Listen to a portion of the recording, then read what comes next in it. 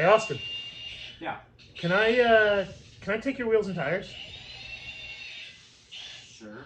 All right, thanks. Wait, which ones? Welcome to Mechanical Advantage Garage. I'm Kerry, and behind me is not my GTO.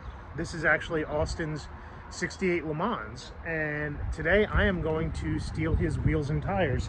And one of the reasons I'm going to do that is we are going on Hot Rod Power Tour, and I don't know if you can see it here, but these are some nice wheels and tires. Actually, they are almost brand new. He bought them last year just to make this car a roller, and once he got it running around, I think he put 50 miles on these tires, but then had to borrow a bunch of parts for his other cars off of it.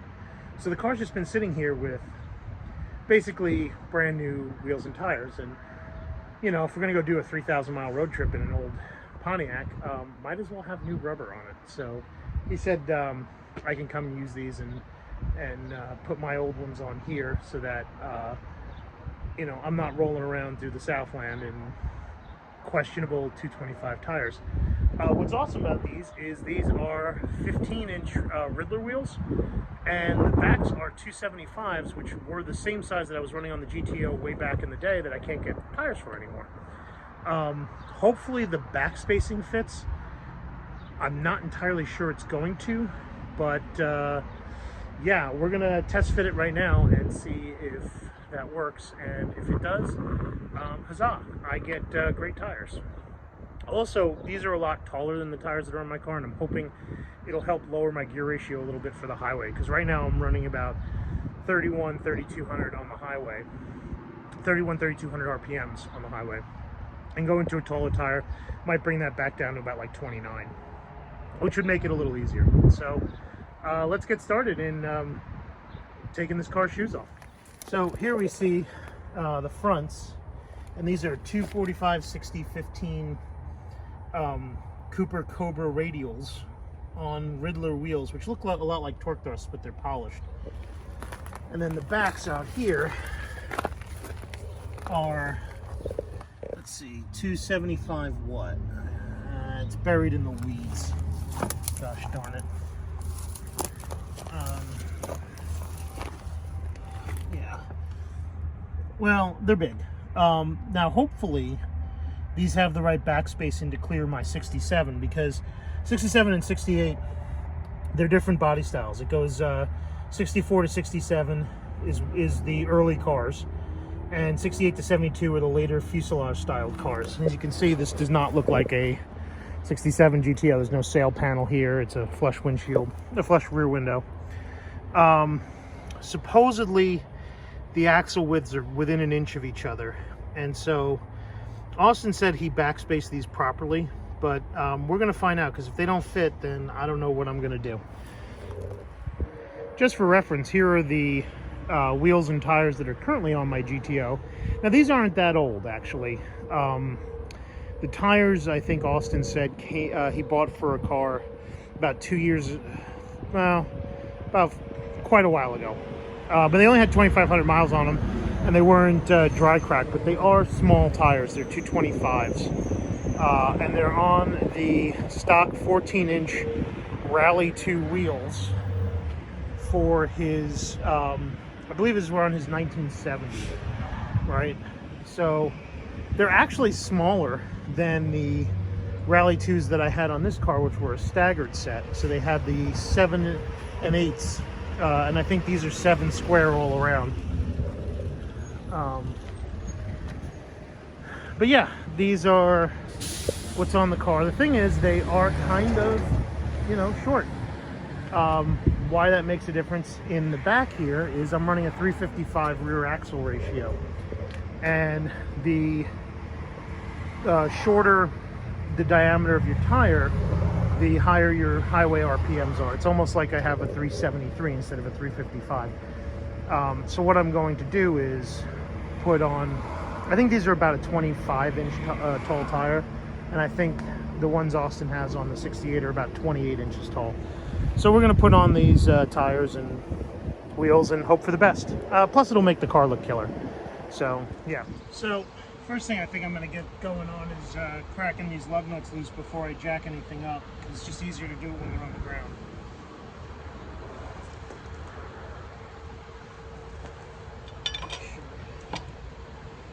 Right spot.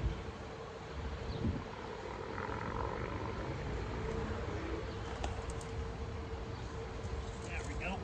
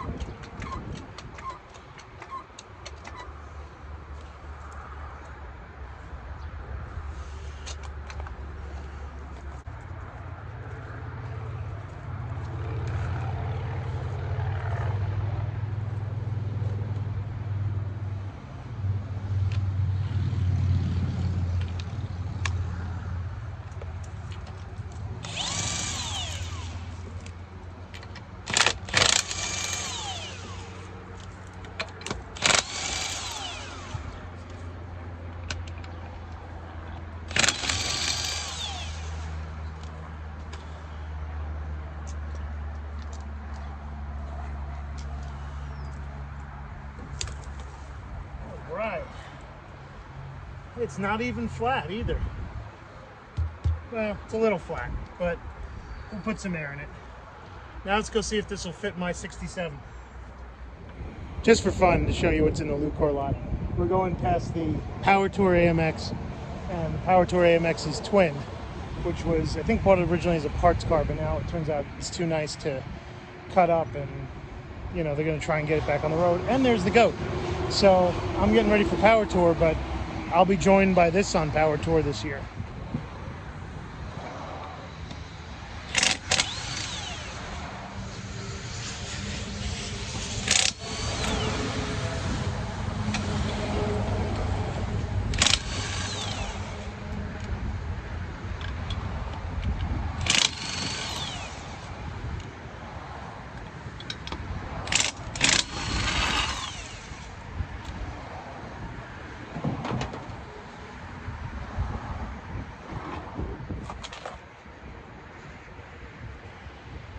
So, just to give you an idea of how much difference in size these two tires are and what that'll mean for gear ratio, here are their heights stacked up once against each other. And you can see it's quite a significant difference. So hopefully this will make a big difference toward the gear ratio.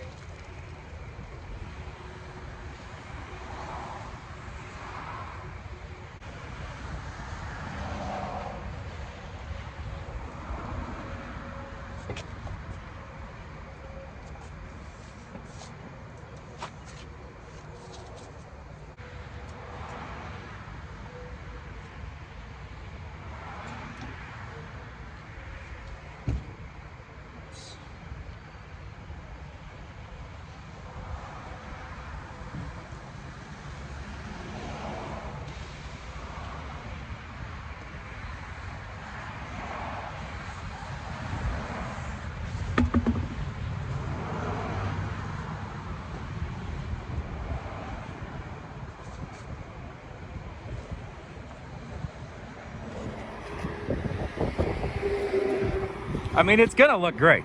Oh, it looks great now. It's just gonna be terrible. Are you ready? Yeah. Moment of truth.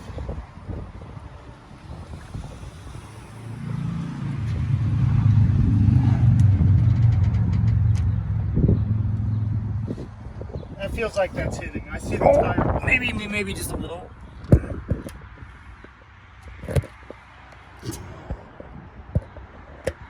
Just a little. Just a little, huh? It's fine. Self-clearance. Oh, so I could do, well, If you take like, okay, so here, take it up a little bit, and let's see when it comes off the tire. Right there, it's off the tire completely. Okay. So you need to come up half an inch. In the rear. In the rear, half an inch in the rear. But that only gives me half an inch of suspension travel if I go over a bump. Okay, so come up an inch in the rear. That doesn't look bad at all. That height right there looks great. Should we just go get a baseball bat? We have a baseball bat. It's called a Fender roller. We actually have a Fender roller? No, it's a baseball bat. Oh, let's go get it. I'm not kidding you. We have a baseball bat. I would put springs under the rear of this thing. Yeah, I think these springs are kind of worn out because I remember this sitting higher. And it's also been sitting for a lot of years. Do you still have the trunk full of stuff? No, it's just got a spare. Okay. I mean, worst case scenario, jack the thing up, put a set of springs in it, drop it back down. It takes. Oh, it's so easy. It is. Disconnect shock, lower the rear end, put spring in. Or you can just go get me the baseball bat. Right? I'll get you the baseball bat.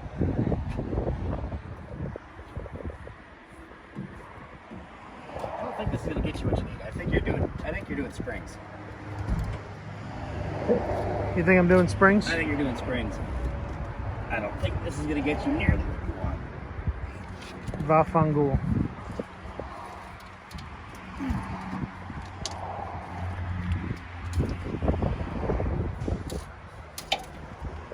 I mean, those inner lips are huge. That's what she said.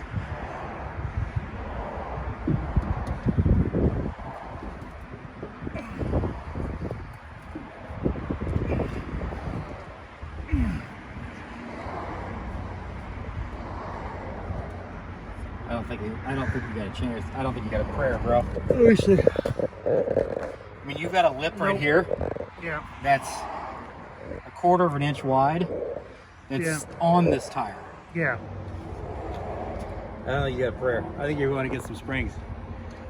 All right. Well, Call we'll figure Uncle it Terry, out. go to Jegs. Yeah. Get a set of springs. Come back. Put springs on it. Yeah.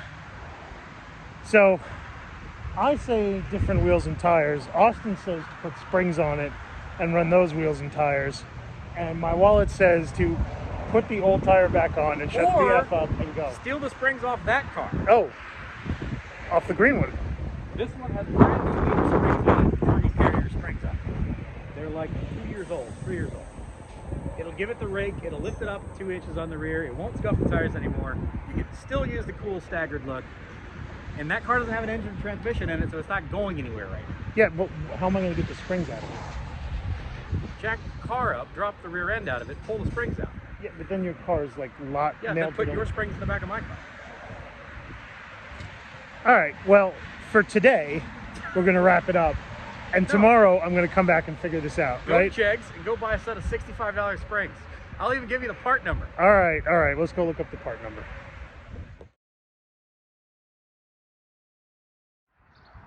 All right, so it's day 2 after the wheel and tire debacle yesterday, and Austin's solution, and one we're going to try now, is to grab these cargo coils, which I think are wagon coils actually, and put them in the rear so that we can jack it up.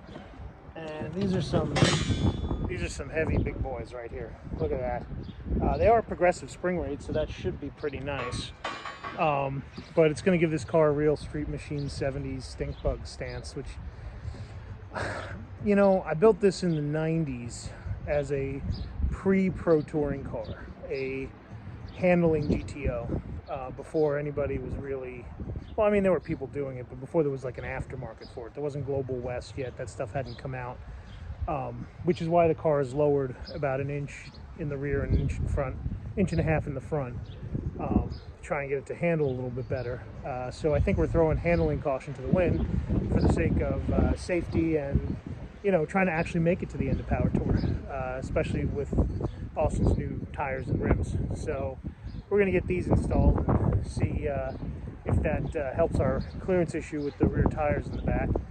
Worst case scenario, we can just take a die grinder to those wheel well lips and see if we can get a little bit more clearance, and hopefully, yeah, we'll make room for those big old meats. All right, so let's get started. So here's where we've landed with wheels and tires. I have a much wider tire now on the rear of the 67, and I have it there because I stole it from Austin's yellow car.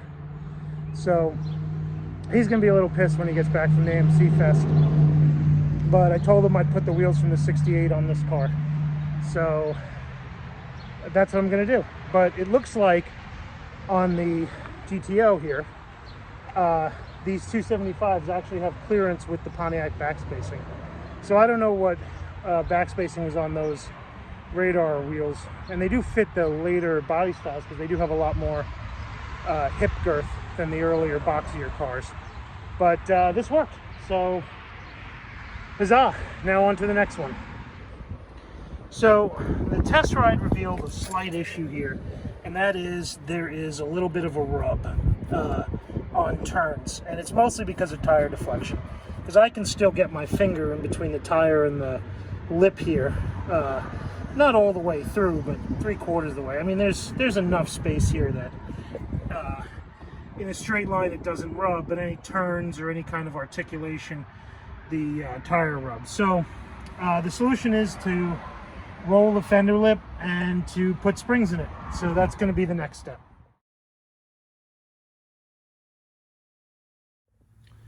So just to get some clearance in the tire here, I went ahead and just gave it a quick roll of the fender lip with a baseball bat. It is really crude and I still have some more to do, but now the tire's not rubbing. I can get my hand in between the tire and the body line pretty much all the way around. So should be good to go on this. But the next thing to do is to do springs here. So here we have the old inch drop rear springs and the KYB gas adjust shocks that I put in the 90s. So we're going to take these out, jack the car up, pull the springs out, and hopefully get the new springs in so that we can raise the back up a little bit and make it a little more of a cruiser for Power Tour. Some other issues that I seem to have popped up. Well, let's cover the first one here. So there is no more oil leak on the oil pan. Rich put a bead of weld on here and it's holding fairly well. However, I now have a fairly good size transmission leak. Not sure from where. I think it's from the modulator here because that seems to be the wettest area.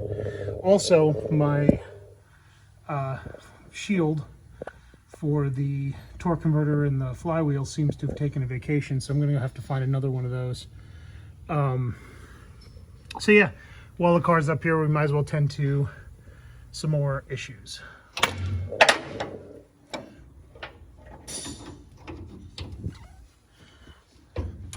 Alright, so now we're just going to take this shock out, and then hopefully when we jack it up, there'll be enough room here to release the spring. So that'll be step one, and then I guess step two is seeing if we can get the new spring in without having to disconnect these upper control arms here. Hopefully I can do that. Maybe I can put a spring compressor on it. We're gonna find out. So let me get this shock off right now. Yeah.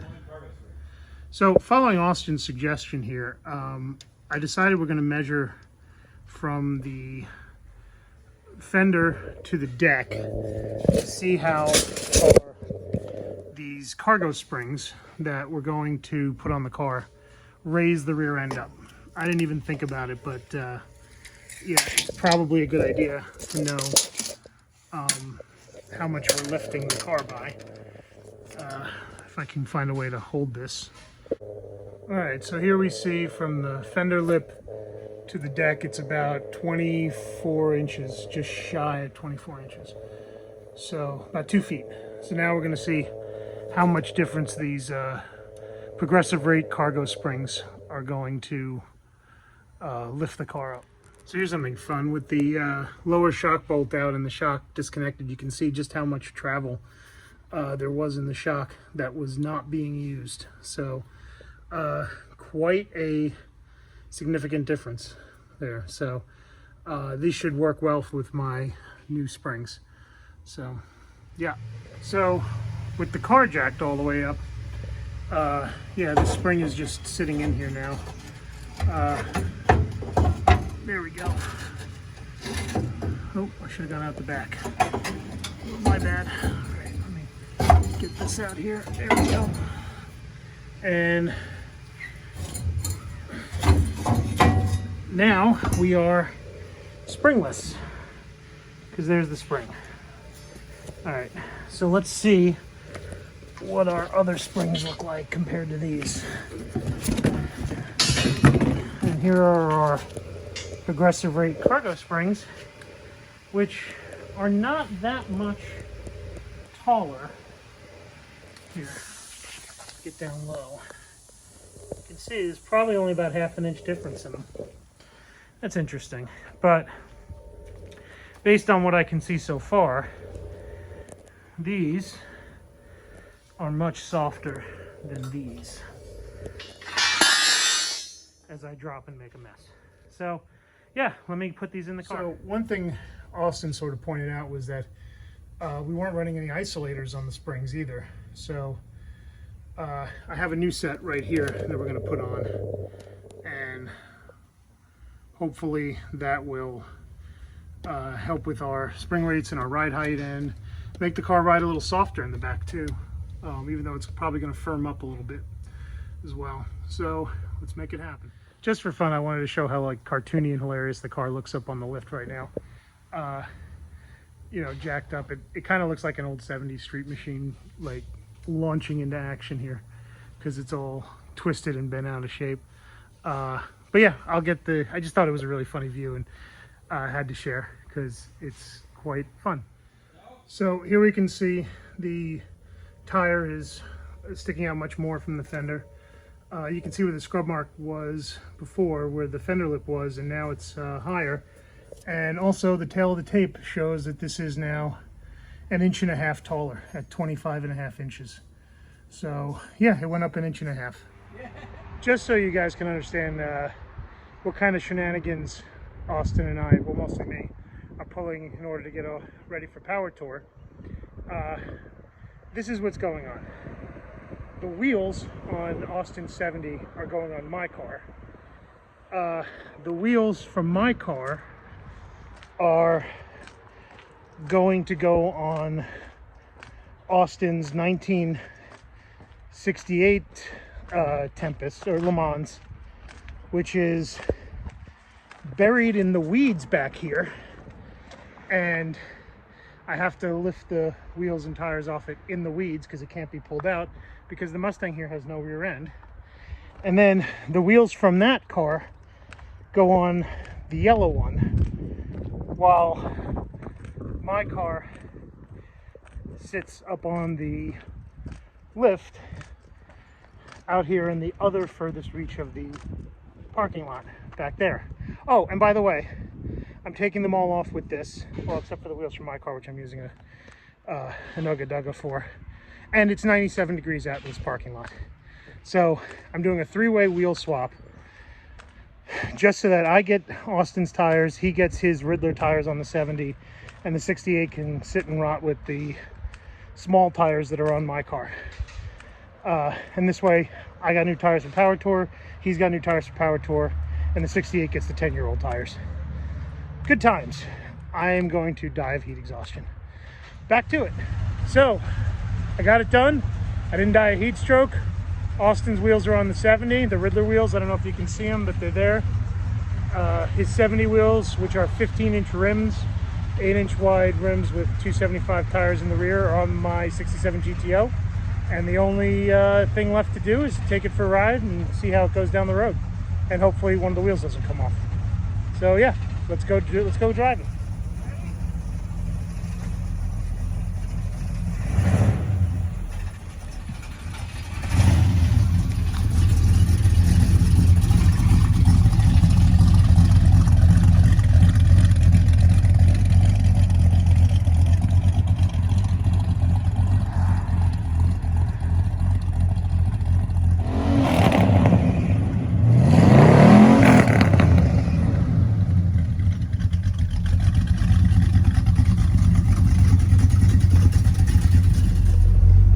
so we're pulling out of Lucor right now, and we're going to see how this thing rides with the new springs and back and the new tires in the bigger tire size.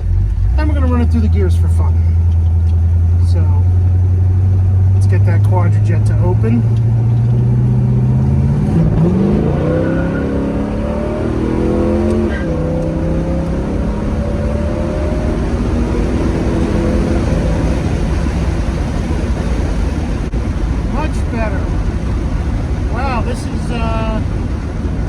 It's a little firmer, but the track's a little straighter,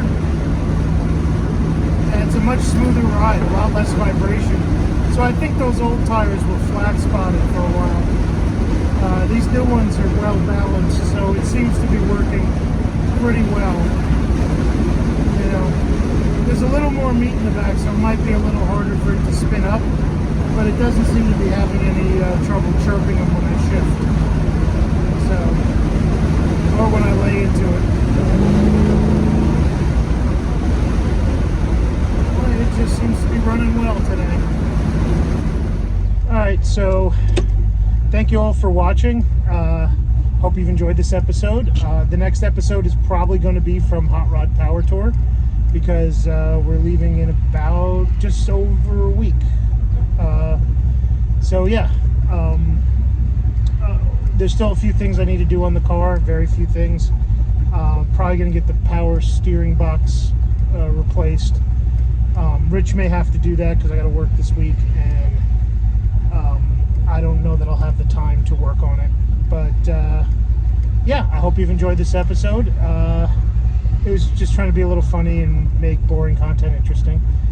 If you liked it, get at me in the comments. If you didn't like it, get at me in the comments. Let me know. I'll try my best. I'm one guy with an iPhone, so just trying to entertain you all and, you know, make good content and have fun with cars. So yeah, I will see you on Hot Rod Power Tour. Thanks.